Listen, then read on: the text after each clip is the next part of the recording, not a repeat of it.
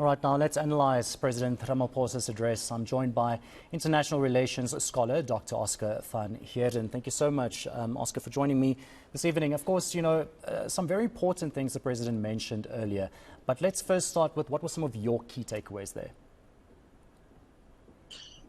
Hi, Baron. Good evening to you and good evening to the viewers. I think for me, the takeaway was it was quite apparent that the President and his team saw it important to try and explain why South Africa is part of the BRICS grouping, why it fits in with the South African foreign policy objectives, and that South Africa is not wanting to upset the apple cart. It is looking at its national interests. It is in keeping with international diplomacy and, of course, its trade objectives to try and build the economy. And very key, saying that it's not only in the BRICS grouping because of itself, but also because it sees a role for Africa as a whole in this summit and in this grouping. And I think the President tried to bring across the message that this is not being done to upset anyone, but this is in our interest, and therefore we are part of this grouping. There were undertones of basically saying that, we are a force to be reckoned with, a message that I think he sent out there when it comes to BRICS as a whole, and also the other countries wanting to be part of this. I want to touch base maybe on something he mentioned slightly, and maybe you can unpack this. He did say, has called for sort of, a reform of the UN and other multilateral institutions. Maybe let's just discuss that as well. This has been an ongoing foreign policy objective of the South African government. As you know, post-World War II, the Bretton Woods institutions, the architecture of global governance took a particular shape. Western Europe and America is at the forefront and certainly the leaders within that architecture.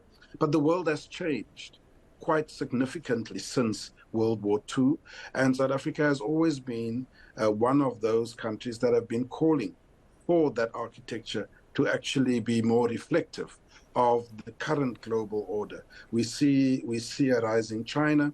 We see much more of an importance for Africa and Latin America. And unfortunately, these are continents that are not represented in the architecture of the United Nations, in the Security Council in particular, and indeed in the Bretton Woods institutions such as the World Bank and the IMF. And hence the President indicated the importance of the new development bank and the role it's playing, not only for South Africa, but for most of the countries that's part of the BRICS grouping.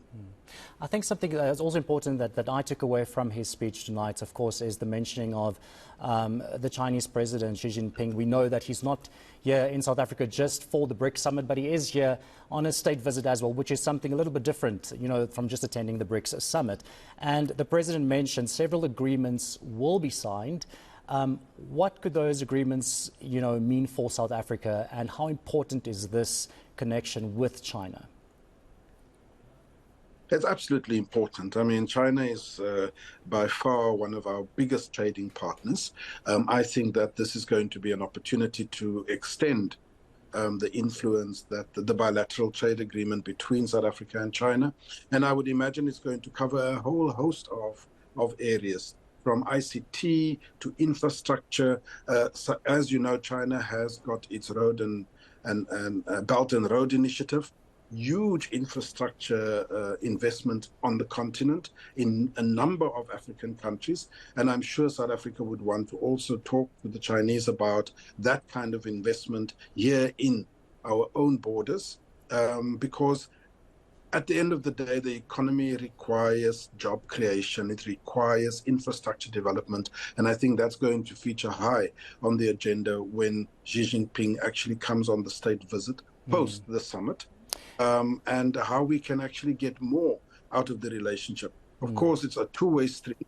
So I'm sure that South Africa also would want to talk about how it can promote its own industries and its own companies to actually have much more of a space within China. Yeah. The President also mentioned there are a few countries that have a keen interest in wanting to be part of BRICS. We know leading up to BRICS, there are other countries that are against this. They don't want the expansion of BRICS. India, on the other hand, they are saying, or they were impartial, I don't know if they still are, but the President made it sound like, you know, South Africa is on board. They want an expansion of BRICS.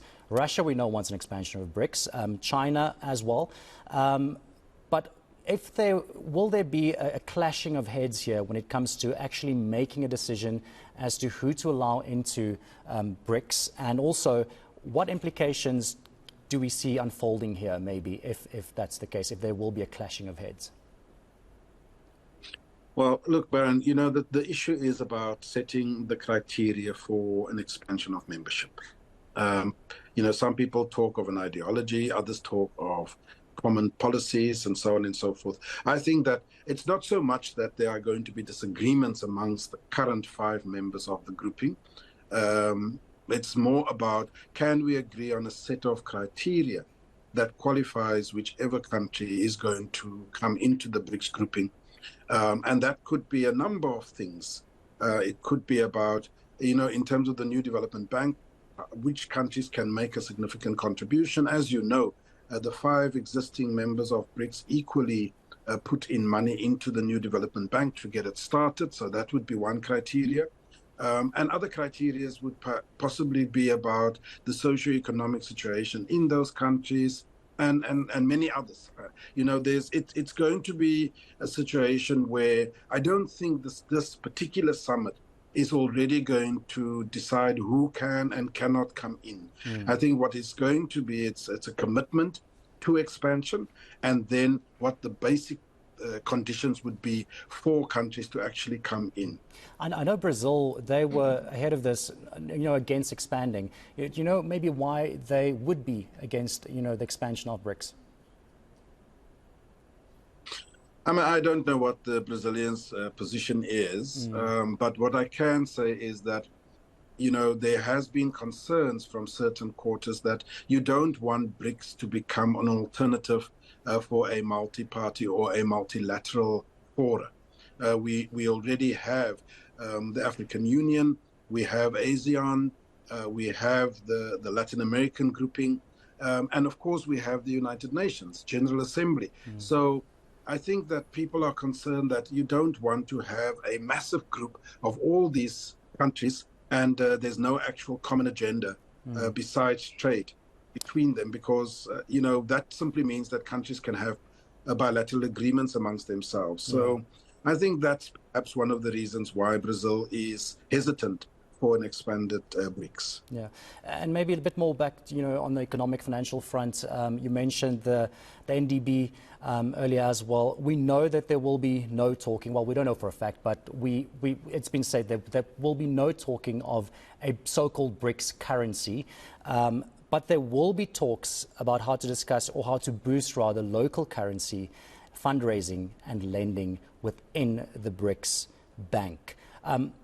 You know, I think maybe you can answer this in a way where you can maybe describe or explain alternative currencies, the impact this could have on BRICS nations, but also the world economy as a whole. What we've seen, Baron, is that this is a response to the unfortunate situation where the United States of America has weaponized the United States dollar. We've seen increasingly over the years the USA using the dollar to implement sanctions against countries, using the dollar to try and freeze people's accounts, because in most cases those accounts, international accounts, not only by countries but also individuals, are held in US dollars. And so because of that, there's this push from BRICS countries as well as other countries like Iran, like Saudi Arabia, Venezuela, and others that are saying that to avoid falling prey to that kind of sanctions, weaponization of the dollar and so forth, perhaps we need to put more of an emphasis on our own local currencies, especially when we are trading amongst each other, because there's nothing that says it has to be US dollars.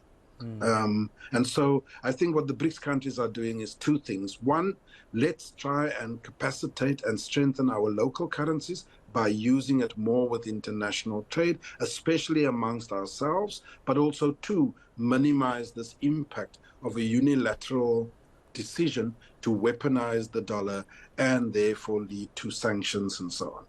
Wish we had more time, Oscar. Thank you so much for joining me this evening to discuss the President's addressing the nation earlier on South Africa's foreign policy and, of course, the upcoming BRICS summit, which will be taking place on Tuesday, leading up to Thursday.